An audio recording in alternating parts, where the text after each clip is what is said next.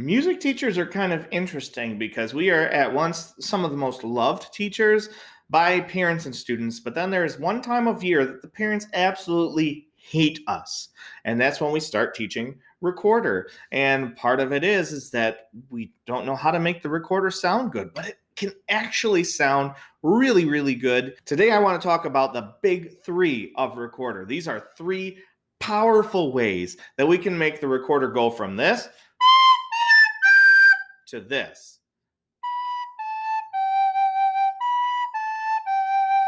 And we can do it. It's really simple. So whether you're a parent or a student or another music teacher, get these big three and get it into your head so that you always remember when things don't sound good, check the big three and you will sound good on the recorder. Let's dig into it. First thing we need to talk about of the big three is your air. Are you playing with soft air? The recorder is not designed to play super loud. In fact, the recorder was replaced by the flute that we know and love, the transverse flute, because it didn't have the power to play over an orchestra. As the orchestras got bigger hundreds of years ago, the recorder just couldn't keep up, and so we switched to the metal transverse flute. So the recorder is a soft instrument. That means it needs soft air. It's like a whisper. I always tell my students this. Here's my first check. If I'm blowing too hard, it usually squeaks.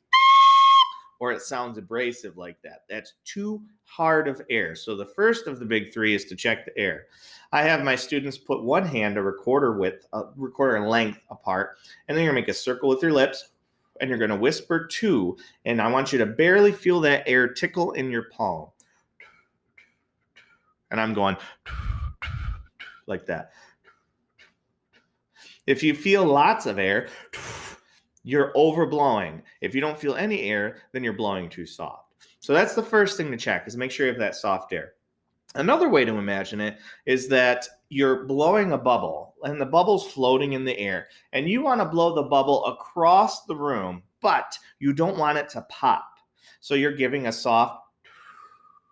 That's the kind of sound we want on recorder.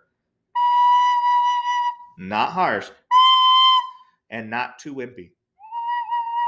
Somewhere in the middle, all right? Thing number two is T-tongue. Now, this might be some area of debate with some music teachers and stuff like that. So if you prefer to use a D-tongue, let me know in the comments below and tell me why. I know why, but I like to use a soft T-tongue because it just gives it a little more point to it as long as you use a soft T. It's like you're whispering the word. And so what I have my kids do when we are practicing with the soft T is I have them put their hand up like this, like it's a tongue or something, and you're going to flick the tongue while you whisper that to sound. Your hand isn't like punching, but it's flicking quite quickly. And that'll translate into this. Too hard. Or too soft or no T at all. And always watch those shoulders. If you're getting like a whoo sound, don't do that. That's not good either.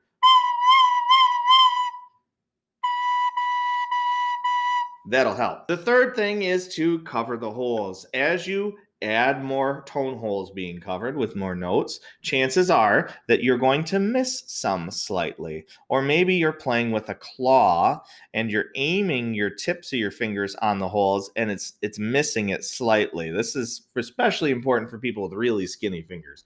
If you're missing a hole, then it doesn't sound right. It'll either sound wimpy or it'll jump all over the place and squeak. And stuff like that. Ouch.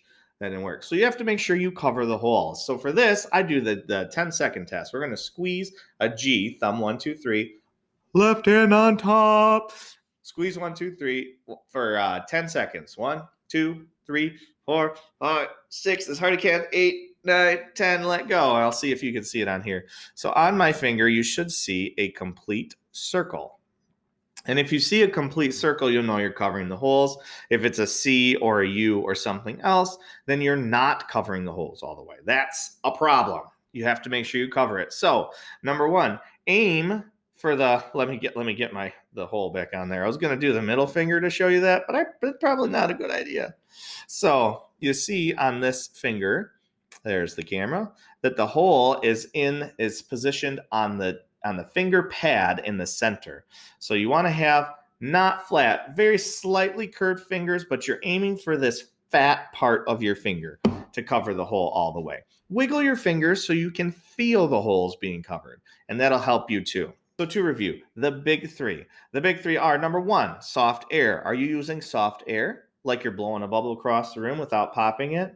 Number two, T-tongue, a soft T-tongue. Are you whispering, or are you just going, or is it too hard?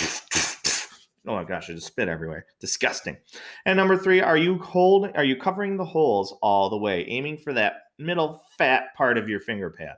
If you do those three things every time your recorder doesn't sound good, if you check those, I guarantee that 95% of the time your recorder sound will get fixed and it will sound good. That is how you make the recorder sound good. Soft air, T-tongue, cover the holes. I'll say it again. Soft air, T-tongue, cover the holes. Do those three things and your recorder will sound really good. Now, if you want to move on from here to learning other recorder stuff, I recommend checking out some easy songs. You'll see it up in the card, wherever the card ends up. 7 easy songs on recorder I recommend. And I also, in the description there, I have links to songs with the sheet music and stuff like that. You can also check out the playlists I have on recorder song breakdowns, where I teach you how to play some songs and stuff like that. If you don't want to miss out on what's coming next, make sure that you subscribe and hit that notification bell. All right? And until next time, keep on playing.